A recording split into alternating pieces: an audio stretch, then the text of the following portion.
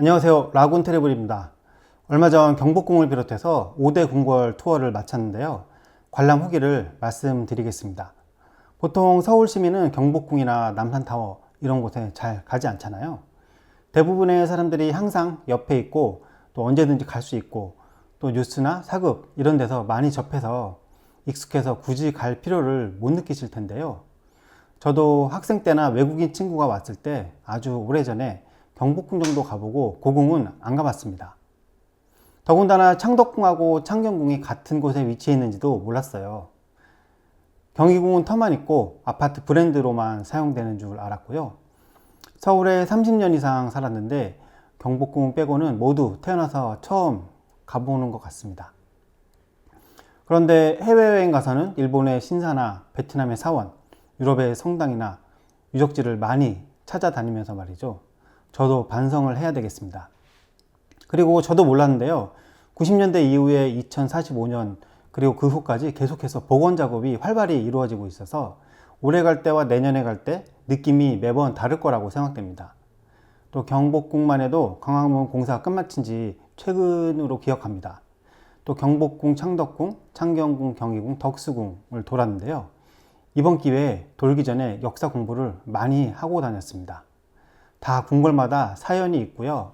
어떤 부분은 우리 현재 사회까지 연결되어 있는 흐름이 있더라고요.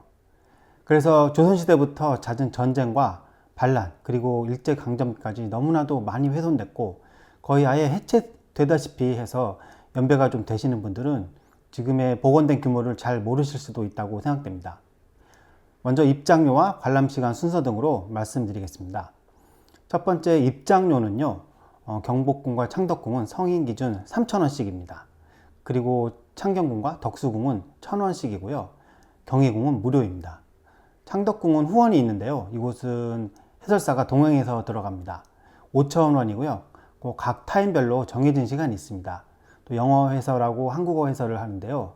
영어 해설은 외국인에만 해당되니까요. 잘 참고하시기 바랍니다. 창경궁도 후원이 있는데요. 이곳은 입장료 1,000원에 포함될 수 있어서 바로 들어가시면 되겠습니다. 창덕궁 후원을 빼고 5대 궁궐을 다 돌면 9,000원의 입장료가 발생하는데요. 후원 5,000원을 포함하면 약 14,000원입니다. 그런데 통합 이용권을 사면 만원에 돌 수 있어서 4,000원이 이득입니다. 근데 후원을 가지 않으면 1,000원 비싸집니다. 구매 후 3개월 동안 이용 가능하고요.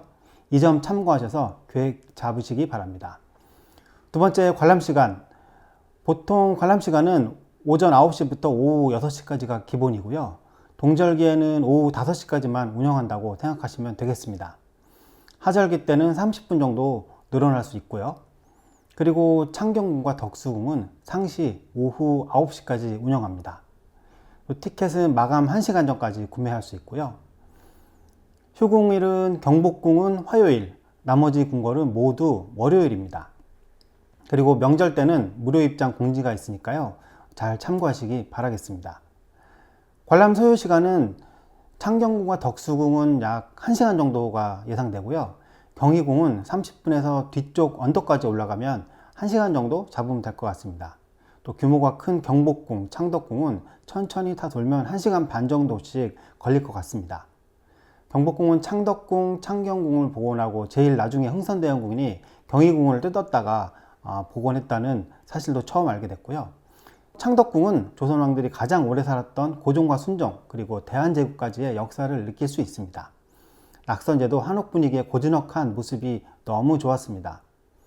창경궁은 아기자기한 느낌인데요. 사도세자와 소현세자 그리고 정순왕후의 이야기가 있어서 스토리를 잘 알고 가시면 느낌이 새로우실 수 있을 것 같습니다. 경희궁은 아직도 복구가 5채밖에 안 됐고요. 흥화문도 원래 있던 자리가 아니어서 좀 그렇더라고요. 궁을 방문하는 분이 역사박물관인 줄 알고 저에게 물어보실 정도로 궁인지 아닌지도 잘 분간이 안 되는 상황이 좀 안타깝기도 했습니다. 그리고 저는 특히 덕수궁이 좋았는데요. 덕수궁은 걷기 코스를 따라서 걸으니까 좋더라고요. 중명정과 러시아 공사관 그리고 사진 찍기 좋은 고정의 길도 있었습니다. 여러분들도 시간 되시면 카페나 식당에서 친구 만나는 것도 좋은데요. 고궁을 한 바퀴 도시는 것도 좋을 것 같습니다. 도심 속에서 잠시 타임머신을 타고 조선시대로 돌아갈 수 있는 느낌을 받으실 수 있다고 생각합니다.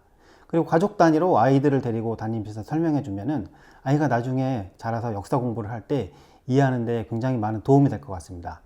그럼 시청해 주셔서 감사합니다.